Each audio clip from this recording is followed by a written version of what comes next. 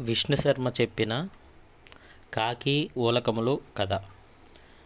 ముందు చదివిన కథకి కంటిన్యూషన్ జరుగుతుంది. ఒకానొక కీకారణ్యం నందు గల వృక్షములపై కొన్ని వేలలో పక్షులు తమ గూళ్ళను కట్టుకుని నివసిస్తున్నాయి.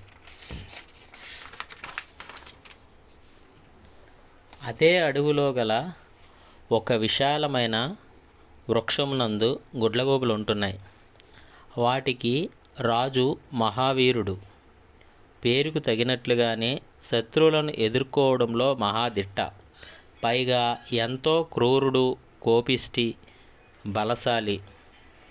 దాంతో ఎటువంటి పక్షి కానీ జంతువు కానీ గుడ్లగూబల జోలికి రావాలంటేనే భయపడిపోయేవి. దాంతో మిగిలిన గుడ్లగూబలకు ఎంతో అహంకారం పెరిగిపోయింది.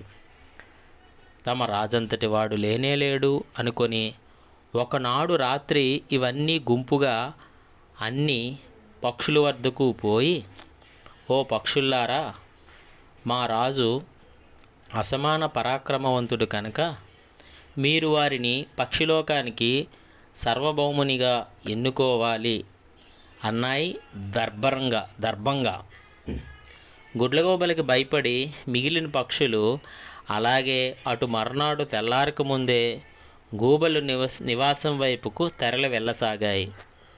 ఇలా పక్షులన్నీ వేల సంఖ్యలో వెళ్తుండడం చూసి సమీపంలో ఉంటున్న కాకుల్లోని ఒక కాకి వీరిని సమీపించి ఎక్కడికి పోతున్నారు అని అడిగింది. కాకికి విషయం తెలపాయి ఆ పక్షులు. వాటి మాటలు వింటేనే ఆ కాకి, ఏమిటి, ఆ మహావీరుని రాజుగా ఎన్నుకుంటారా? మీకేమైనా మతిపోయిందా? పక్షిరాజు గరుత్మంతుడు ఉండగా మరొకడు మనకు రాజు ఎలా అవుతాడు? పైగా ఆ గూబను సార్వభౌమునిగా ఎన్నుకుంటే ఏం ఉపయోగం? మనకు ఉపయోగపడవలసింది పగటి సమయంలో యందు నిద్రపోతూ మనకు అనువుగా రాత్రులందు మేల్కొనేవాడు, మన యోగక్షేమాలను విచారిస్తాడు. ఇవన్నీ మీరు ఆలోచించలేదా?